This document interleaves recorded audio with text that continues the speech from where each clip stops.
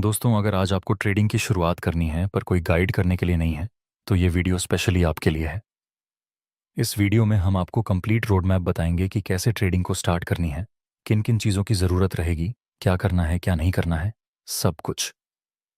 Trading सीखने से पहले आपको सही माइंडसेट के साथ इसकी शुरुआत करनी है। मतलब ऐसा नहीं होना चाहिए कि ट्रेडिंग करेंगे और पैसों को डबल कर देंगे। ये गलत माइंडसेट है। अगर आप इस माइंडसेट के साथ शुरुआत करेंगे तो कभी भी ट्रेडिंग से प्रॉफिट नहीं बना पाएंगे।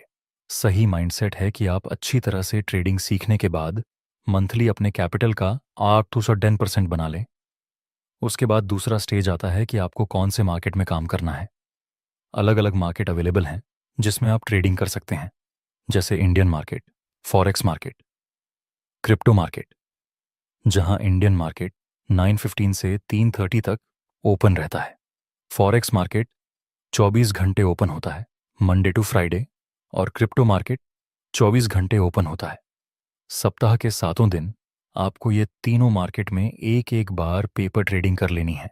उसके बाद आपको जो भी मार्केट कंफर्टेबल लगे उसमें आप काम कर सकते हैं। उसके बाद आपको एक अच्छे खासे ब्रोकर की ज़रूरत पड़ेगी जिसमें आपका डिमैट अकाउंट हो। अगर आपको किसी कंपनी के शेयर्स बाय करने हैं तो सामने कोई इंसान शेयर्स को सेल करने वाला भी तो होना चाहिए।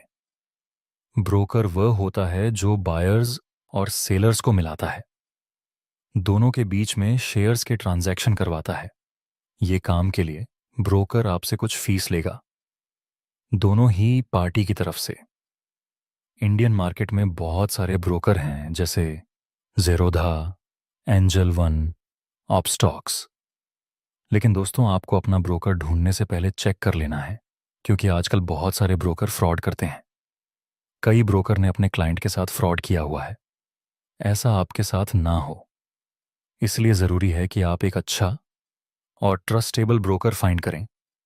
लेकिन आप शुरुआती स्टेज में हैं, इसीलिए ज़रूरी है कि आप एक ऐसा ब्रोकर फाइंड करें जिसमें ब्रोकरेज चार्ज मिनिमम हो।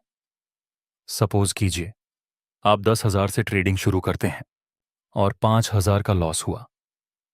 अगर इसी में हम ब्रोकरेज चार्ज भी ऐड करके 1,000 ब्रोकरेज चार्ज मिलाएं तो आपका टोटल लॉस 60% होगा, जिसको रिकवर करने में आपको ज़्यादा टाइम लगेगा। इसलिए trusted and come brokerage charge वाला ब्रोकर आपको फाइंड करना चाहिए। तीसरा स्टेज, आपने अच्छे माइंडसेट के साथ शुरुआत की है, मार्केट सिलेक्ट कर लिया, क्रिप्टो, फॉरेक्स या फिर इंडियन मार्केट। आपने अच्छा ब्रोकर भी फाइनल कर लिया। उसके बाद आपको ज़रूरत पड़ेगी एक वेल सेट स्ट्रेटजी की। आपको ट्रेडिंग के बेसिक नॉलेज से एडवांस नॉलेज तक सब कुछ अच्छी तरह से सीख लेना है।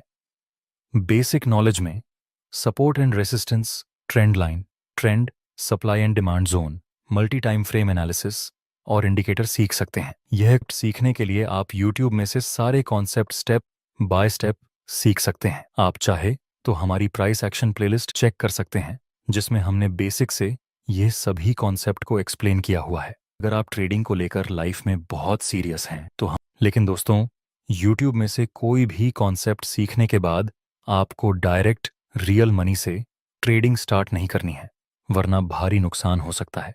पहले स्ट्रैटेजी को सीख लें, फिर उसकी प्रैक्टिस करें, उसके बाद पेपर ट्रेडिंग में और उसके बाद रियल मनी से स्टार्ट करें। पेपर ट्रेडिंग वह चीज़ होती है जिसमें फेक मनी से आप ट्रेडिंग कर सकते हैं। सब कुछ सही होता है, लेकिन मनी वर्चुअल होती है। इसको कुछ लोग डेमो अकाउंट भी बोलते हैं। हर किसी बिगनर को ये चीज़ करनी ही चाहिए, क्योंकि इसमें आपको डेमो में ही सब कुछ सीखने को मिल जाएगा। जब आप डेमो में या पेपर ट्रेडिंग में प्रैक्टिस करने के बाद रियल मनी से ट्रेडिंग करेंगे तो आपको बेहतर रिजल्ट मिलेगा। चौथा स्टेज, आपने सब कुछ सीख लिया। उसके बाद कौन सी ट्रेडिंग करनी है, scalping, intraday, option trading, swing trading, ये सब अलग अलग टाइप की ट्रेडिंग होती है। स्काल्पिंग यानी आप बहुत ही कम टाइम के लिए ट्रेडिंग करते हैं। उसमें टाइम फ्रेम भी स्मॉल ही रहती है, जैसे 1 मिनट, 5 मिनट, 15 मिनट। दोस्तों, स्काल्पिंग ट्रेडिंग में आपको बहुत सारे ट्रेड मिल सकते हैं। इसमें आपको ज़्यादा देर तक होल्ड भी नहीं करना पड़ेगा, पर इसमें रिस्क ज़्यादा रहता है और एक्सट्रीम लेवल की डिसिप्लिन की ज़रूरत पड़ेगी। जाहिर सी बात है, शुरुआत में आपके पास नॉलेज कम होगा, एक्सपीरियंस कम होगा, डिसिप्लिन भी अभी उतनी नहीं होगी। इसलिए शुरुआती स्टेज में तो आप इसको यूज़ मत करना। थोड़ा एक्सपीरियंस हो जाए, माइंडसेट कंट्रोल में आ जाए, तब जाकर आप चाहे तो स्काल्पिंग को ट्राई कर सकते हैं। शुरुआती स्टेज में तो आप स्काल्पिंग ट्रेडिंग को अवॉइड ही कर देना। इंट्राडे ट्रेडिंग में आप एक दिन तक पोजीशन को होल्ड कर सकते हैं, एक दिन से ज़्यादा नहीं, और इंट्राडे में आपको लेवरेज भी मिलेगा। लेकिन ये ट्रेडिंग भी एज अ बिगनर आपको सूट नहीं करेगी। आपको करनी चाहिए स्विंग ट्रेडिंग। स्विंग ट्रेडिंग आपके लिए बेस्ट चीज़ है। सच कहूं तो स्काल्पिंग और इंट्राडे से भी अच्छा रिटर्न स्विंग ट्रेडिंग में मिलता है, लेकिन इसमें टाइम लगता है। स्विंग ट्रेडिंग में आप 1 आवर्स, 4 आवर्स और 30 मिनट जैसे टाइम फ्रेम को यूज़ कर सकते हैं। इसमें आप अपनी पोजीशन को थोड़े लंबे समय तक होल्ड भी कर सकते हैं। स्विंग ट्रेडिंग में आपको डिसीजन लेने में भी अच्छा खासा टाइम मिल जाएगा, जहां स्कैल्प ट्रेडिंग में आपको बहुत जल्दी डिसीजन लेना पड़ेगा। इसलिए आप शुरुआत में आराम से ट्रेडिंग करें, धीरे धीरे। दोस्तों, एक और ट्रेडिंग टाइप्स आता है जो आपको बहुत ही ज़्यादा अट्रैक्टिव लगेगा, वह है ऑप्शन ट्रेडिंग। लेकिन मैं आपको स्ट्रांगली मना कर रहा हूं कि आप अपनी शुरुआती दिनों में इसमें काम मत करना। ऑप्शन ट्रेडिंग में सिर्फ लोगों को लगता है कि वह जल्दी अमीर बन जाएगी, लेकिन यह सच्चाई नहीं है। इसीलिए स्टार्टिंग में इसका यूज़ मत करना।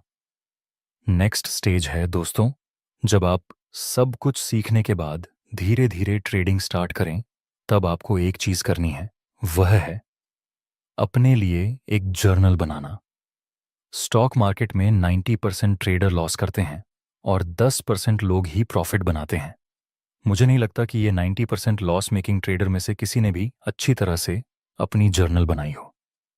अगर अच्छी तरह से जर्नल बनाई होती तो शायद लॉस नहीं होता। चलिए ये समझते हैं, एक अच्छी जर्नल कैसे बनाते हैं। जनरल मतलब आपको बड़ी बड़ी बुक लेने की ज़रूरत नहीं है। 10-20 रुपए की एक बुक ले लीजिए। उसमें आप वह सब नॉलेज लिखिए जो आप ट्रेड लेते समय करते हैं।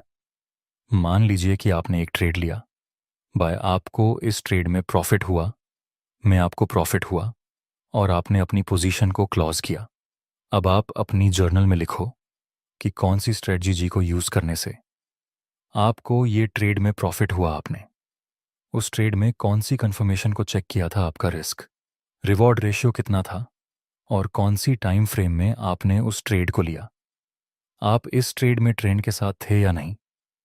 अगेंस्ट अपने रिवर्सल ट्रेड किया था, मतलब एक ट्रेड को लेते समय आपने जो कुछ भी किया वह सब अपनी जर्नल में लिख लो। और किसी ट्रेड में लॉस हो तो उसके बारे में तो फुल डिटेल में आप अपने जर्नल में लिखो कि कितने का लॉस हुआ, लॉस क्यों हुआ, क्या मेरी कोई गलती थी, क्या मैंने लालच में आकर ट्रेड कर लिया था, क्या इस ट्रेड में मैंने ज़्यादा रिस्क ले लिया था। इस तरह से आपको अपनी मिस्टेक लिख लेनी है अपनी जर्नल में कि क्या रीज़न है कि मेरा लॉस हुआ। इस तरह से आपको जिस ट्रेड में लॉस हुआ और क्यों लॉस हुआ, ऐसी गलतियां फाइंड कर लेंगे और अपनी मिस्टेक्स को रिपीट नहीं करेंगे।